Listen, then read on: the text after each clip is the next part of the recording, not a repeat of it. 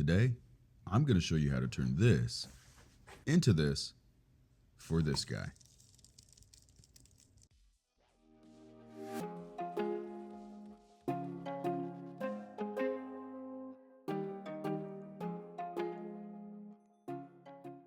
Now I know you can't really see it, but in this enclosure behind me is one of the coolest spiders, at least in my opinion, and that is a six-eyed sand spider.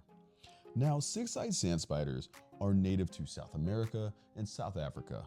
Now, they have a very cool way of adapting in their habitat, which is, it's kind of in the name, a sand spider. These guys will actually cover themselves up with sand to stay hidden and to avoid sunlight. And the way that they hunt is they sit and wait ambush predators. What that means is they sit there and they wait, and they're waiting for any little prey item to walk right over them before they grab it. What I think is actually really cool is after I had set this entire enclosure up, I noticed that this guy actually isn't in the sand right now.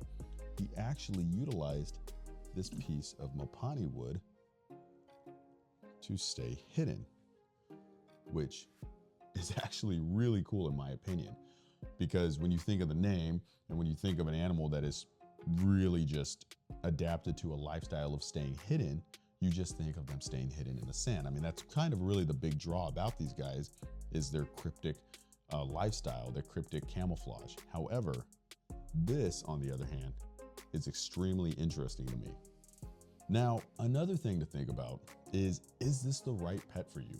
Six-eyed sand spiders are super cool pets, and it is a cool thing to say that you have one. I mean, who wouldn't want one of these? However, they are not for everybody. They are extremely low maintenance in my opinion. However, they do have a rather nasty bite. Now, there haven't been any reports of bites in captivity. However, these guys do still have a pretty nasty bite. They have what is known as a necrotic bite, which means that if you get bit, the skin in that area will actually go necrotic and basically start to rot. So these are strictly a visual spider, okay? This is definitely one of those animals that you don't want to mess with. Just strictly look and observe and truly just enjoy them in their environment. They can be such a rewarding spider for any hobbyist, but you just have to make sure that this is the right spider for you and that you are going to adhere to the proper care and safety precautions when owning a six-eyed sand spider.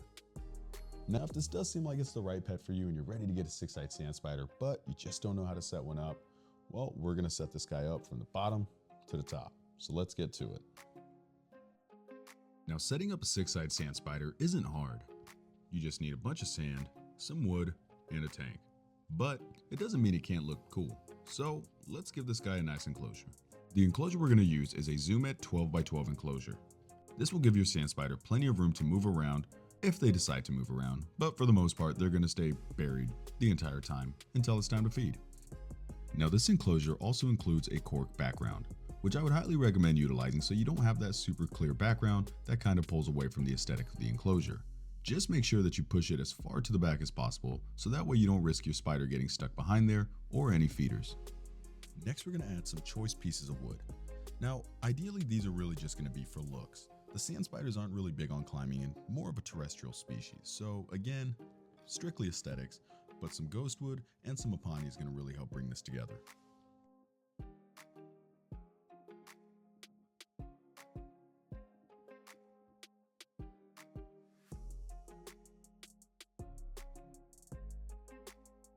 Now, being that six-eyed sand spiders are found in dune-like habitats, you're going to want to mimic that same type of habitat for their bedding. So ideally, any loose-grained sand, like play sand, or in this case, Exoterra's riverbed sand, is a great substrate for them.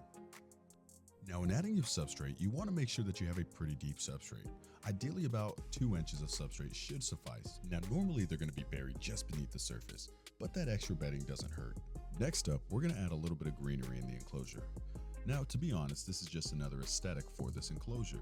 Your six-eyed sand spider and all 6 of those eyes care less if there was greenery or not inside of this enclosure. However, to make it look better for us, we're going to add some in there. Now, being a photosensitive species, sand spiders love to bury beneath the sand to avoid bright lights. But one thing that I've noticed is that they won't just bury beneath the sand, they'll also bury beneath the sand underneath something else. So for instance, this piece of cork bark would be a great spot for your sand spider to avoid bright lights by being underneath it while also being underneath the sand. They kind of like to basically just double down. Now to really bring it all together, we're going to add our light fixture. Now for this one, we're just going to do a nice LED fixture that's going to just really make the tank look good from the outside, and it's going to really brighten it up on the inside as well.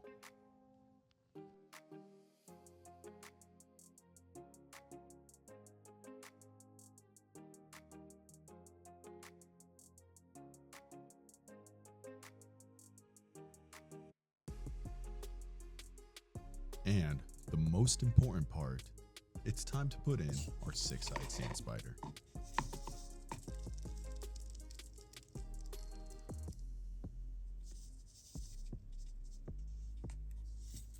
And as you guys can see, it took him no time to find the perfect spot to make home.